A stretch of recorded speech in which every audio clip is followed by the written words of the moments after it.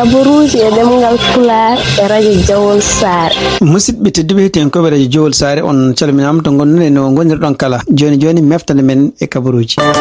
Meftande men kabaruji jamma hande jaten koye dendi Amatoure e kabaruji dowlaji dentuɗi e kabaruji international. Bandiraɓe sehlaɓe heɗotoɓe radio Jawol Sare jam hiire mon. Hande ko aljuma hawri ko 29 lewru mai hitande ujunnaji 2026 ko Samba Miyum julde ko adi foof kadi e inde radio Jawol Sare liggotoɓe muɗuɓe keɗotoɗo radio Jawol Sare hettora amen e dowuji amen pour ndeɗo julde ɓennude yen battunimo wuri eɗen ɓeydin ustaki oɗon jarlo oɗon jaafo hen sahaji joɓɓiɗi min mbaɗata e journuluji amen noon vraiment min ñaagui yafuya no fewi min continue kadi namdade support moɗon to banggue amen ala fof ko min jogni on min continue kadi liggade wadde peeje fof beele ñande fof ɗon keeɓa ko ummi amen ko journal gueɗe kesse ɗi ganduɗa taw kadi koye ɗemgal Pulaar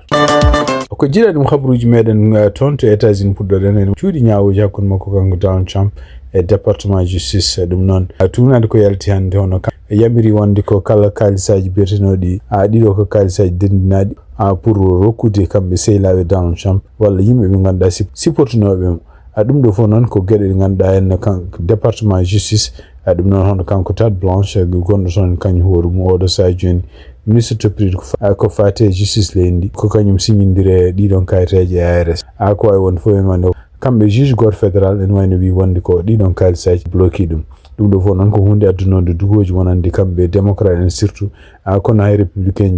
jantino hen wi taw nde oɗo kalis nde haalande wiya wonde ko hay ɓeɗo kamɓe yannoɓe toon to congrès ñande 6 lewru janvier hitande ujunnaji 2020 ko hay ɓen kañumen koye no poti rokkede ɗin kalisaji eyyi ɗum noon kadi ene wayno ko kayitaji kañum ciññinirani ɗum fof kadi ko hunde wiya wonde wona noon foti wade kanko oɗo juge fédéral o bloqué ɗum hande hande toon to tribunal uji ñaawo goto kadi fédéral kañum hoore mum waɗi yamirore hande wiide wonde ko kanko Donald Trump inde makko waɗanode e Kennedy centre oɗo centre noon ko nokku mo ganduɗa kala ko fate pine kala ko fate kadi ñeeñe ko toon mbaɗeteno eyyi ɗum noon wayno ko kanko Donald Trump wino ko inde makko ma ɓeyde hen ɗum ɗo noon nde fuɗɗi waɗede nde hono goto e yimɓe jeeyaɓe famille kanko ancien président Kennedy ene wayno ko suka debbo kañum hoore mum wino wonde ko ɗeɗon gueɗe mbawa wonde hen fo ñaawo goto kañum hoore mum ko fédéral yamiri wonde ko inde makko kanko Donald Trump ɓeydunode e oɗo centre yo itti ko yacci e kadi kala plan ji ɗeɓe joguino kamɓe gouvernement Donald Trump pour wiide en dartino oɗo centre kene wona duuɓi ɗi oɗon plan yoɓe dartino ɗum noon e wayno ko ɗum ɗo fof kadi perte wonandemo kanko Donald Trump tumnade hande ko ummi toon to Washington hande toon to Washington kadi e yimɓe ganduɗa kanko Donald Trump ɓe suuɓi e surtout liggotoɓe kala fewnoɓe kalis prenteteɗi ɗo e États-Unis ɗum dollar e wayno oɗo saha joni koɓe bellisi kadi wadde taw ko billet de $250 $150 taw kanko Donald Trump photo makko no woni hen ɗum ɗo fof noon ko hunde yaltinande taw andaka taw so tawi congrès en jogori jabɗe kono ko ɗen peeji mum gondi siftinde on kadi ene lewru ɓennundu pour wonande anniversaire kamɓe États-Unis ɗum koye mois de juillet ene wayno ko kanko Donald Trump sibabunde 250 hitande ko États-Unis dañi hoore muɗum ɓe mbino wonde ko alay saago ɓe pewno passeport uji taw ko passeport uji américain ji taw photo makko kanko Donald Trump woni hen ɗum ɗo fof noon ko hunde kamɓe démocrate ɓe mbi wonde ko kanko o jogui caɗele wonde ko wiide hunde fof il faut ko inde makko wone partout kala ko États-Unis ko jeeyi ɗum noon kadi ko gueɗe hande continue wi sifede comme ko dictateur toon to Texas tunade kadi habaruji bindaɗi toon to journal biyeteɗo immigration.com ko agent immigration kamɓe daddinoɓe yanoɓe toon to Minneapolis ɗum noon takkaɓe wonde ko kanko oɗo biyeteɗo Christian Castro wonde o felli neɗɗo goto e galle muɗum o wari ɗum o soso men wayno ko kamɓe procureur ji gonɓe toon Minneapolis ɓe mbaɗino ɗaɓɓande wiide wonde koɓe pawimo kanko bonnandeji ɗum noon il faut ko adde Minneapolis o ñaawe hande no e ñalawma toon to Texas wiyama kanko Christian Castro ene wayno nanggama ɗum noon ene nanguedemo toon to Texas firti wonde ko mo wartiri toon to Minneapolis ko toon ɗo ñawete ɗum ɗo fof noon ko hunde gouvernement fédéral en guila ɓe takkimo bonandeji rutine kaɗon haala wi wonde ko ɓe mbaɗanno ko ligguey mabɓe ene wayno ko waɗi ko henno ko self défense kono ko yalti eɗo ñalawma nde hono kanko oɗo agent biyeteɗo Christian Castro liggotoɗo immigration ɗum noon ko dadiɓe yanoɓe toon to Minneapolis ene wonno nanggama toon to Texas tonto Washington and hono kanko Donald Trump en der kadi ko windi e tru social e wano wi wonde o do sa jon woni ko yewde badde page fo joddade yimbe be woli dum non ko yimbe liggoto be ko fati sécurité en pour yewde est ce ko nanudira walla kayitaji bindadi pour ko fati en kanko be guerre gonda hakkunde kambe États-Unis Iran walla kaldigal gon la ko délégation ngaji mabbe kambe États-Unis Iran est ce que didon kayitaji walla ngal don nanudira en foti yaaru yes mo foti signinde ko e won fo der kadi ko windi tru social mako wi wonde ko nanodiren ngal a firti wonde ko wa il faut ko wonne ko garantie wonen wonde ko cirtol gongol tonto Hormuz uddite garantie goddo kadi il faut ko kambe Iran kala ko be jogi condi ndi gadda mujjitinadi taw ko gede gummide nucléaire il faut ko kambe États-Unis arte juude mabbe dum do fo non ko hunde ganda kambe Iran mi jaba hen taw ko way wonde fof tugnade andi ko habruji filtoji en wayno ko tonto Iran be bi wonde ko cirtol ngol déjà batoji nan puddi puddi ma rewde hen en wayno ko kambe gudditi dum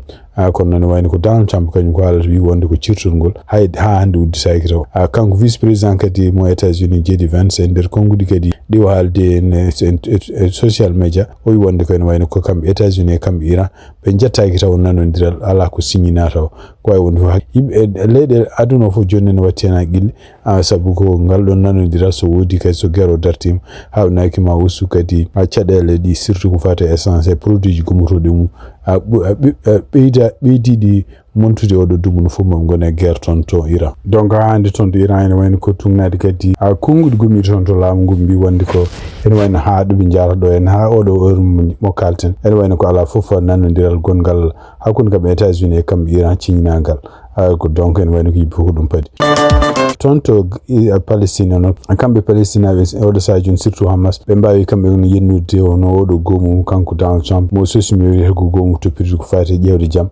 to taw ko ton to Gaza ɗum ɗo fof noon pellir ɗum ɗon ko sababu nde oɗo gomu mo mbiyata bodo en continue yiye wonde ko kanko Benjamin Netanyahu plan makko continue contrôle de fawde jungo makko e tonto Gaza ɗum ɗon kadi ko hunde nde ganduɗa en tugnata hande e yimɓe Hamas mi ko dawor ko hunde violde droit ji l'homme e kadi ko hunde violde kala ko fiyete jaam ciñinnoɗen hakkude mabɓe kamɓe Hamas e kamɓe Israël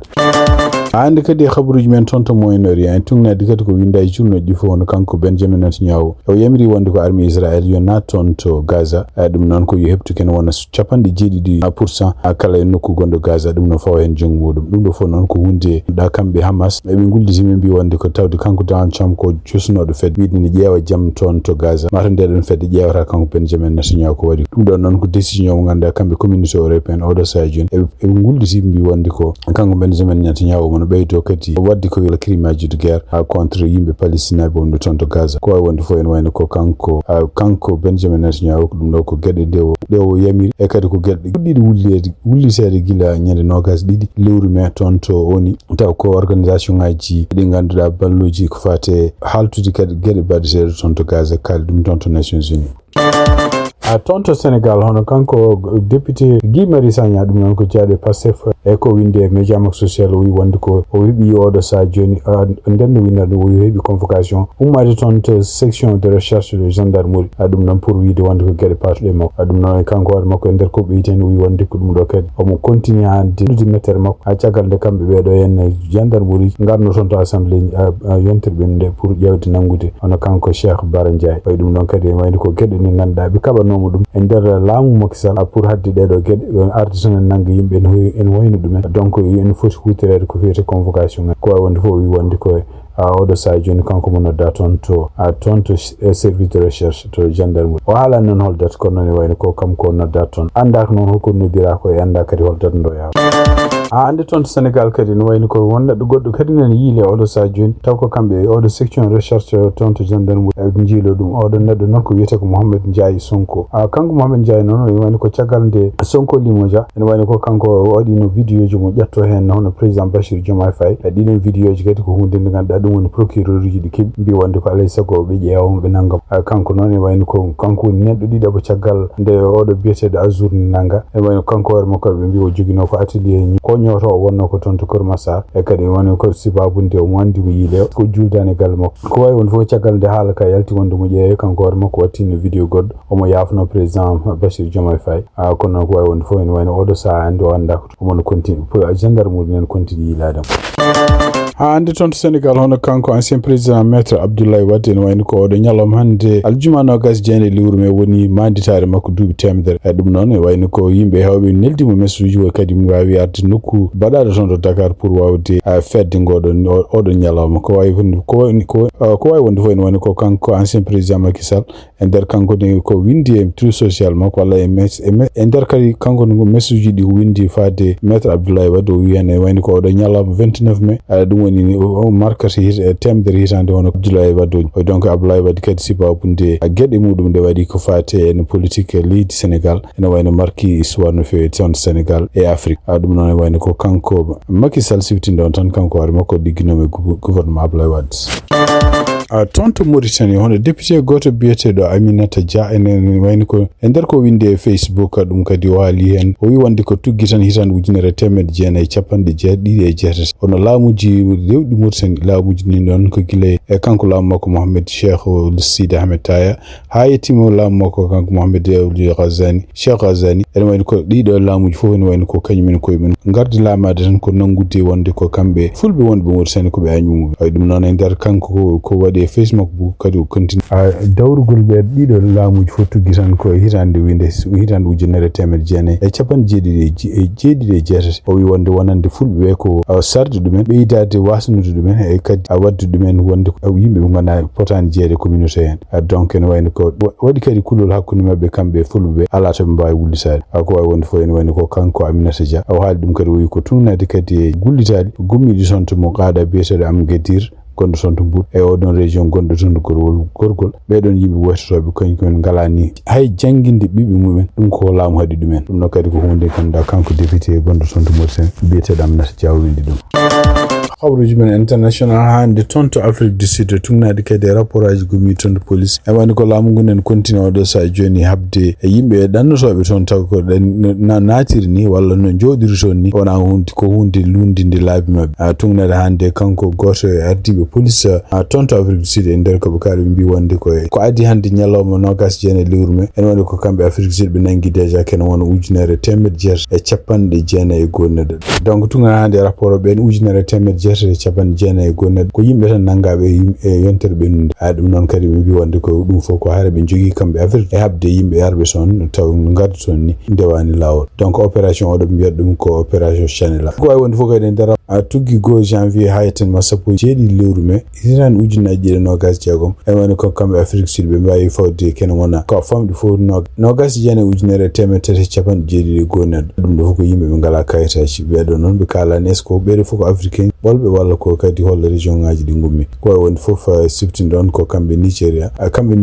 e kamɓe Ghana ɓe kollino mettere mabɓe pour wonde yimɓe mabɓe no mbaɗiri ha toon traitement e kadi en wayno ko kamɓe Ghana ɓe jamirino laamu mabɓe yo waɗa feere fof beele yimɓe mabɓe wonnoɓe toon to Afrique Sud beele ne gartire Nigéria ni kañum ƴeftino peeje baɗe noon pour artirde kala yimɓe mum wonɓe toon to Afrique du Sud e wiide ɗeɗo leyɗele ɗiɗi wonde ko yimɓe Guinéanaɓe walla Nigérianaɓe wonɓe toon ene kolla fate gañantumagal wonde étranger ji wonɓe toon to Afrique du Sud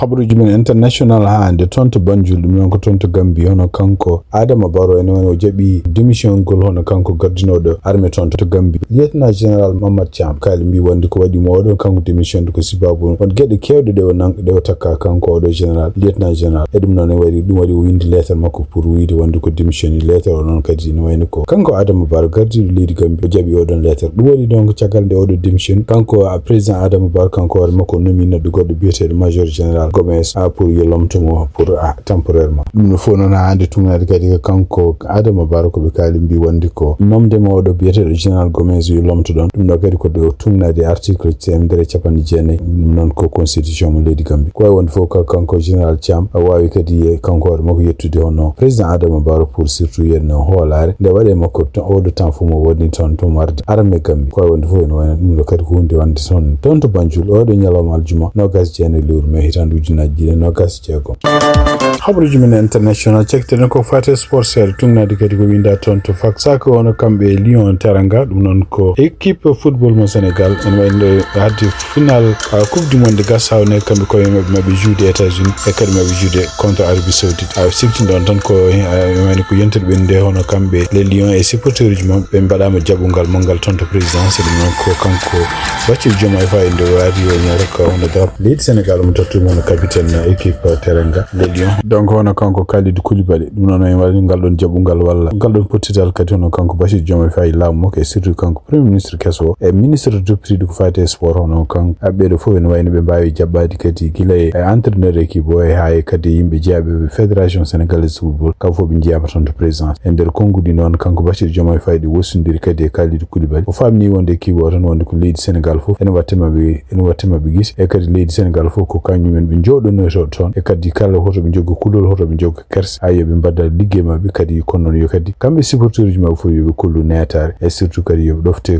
dofto kala ko wete kuule leydele janande be jeeton wawi wonde fo en ko dum do kadi ko teddungal kanko Bassirou Diomaye Faye wadani kambe beedo Lyon Sénégal fadbe yaadi son to États-Unis non coupe du monde jo tuggi sappo e go lewru juin ayatanma sappo e jeenay lewru juillet taw joueur ko hakkunde États-Unis Canada e Mexique musidɓe tedduɓe ten ko ɓeɗa josar ko ɗo tongi meftane men e jamma hannde o en ñaguima joom jaam mo jaam woni jungo mum nde waɗante en jaam